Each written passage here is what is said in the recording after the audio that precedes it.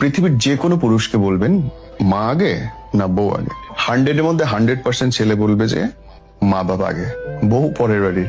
একটা বউ গেলে 10টা পাবেন।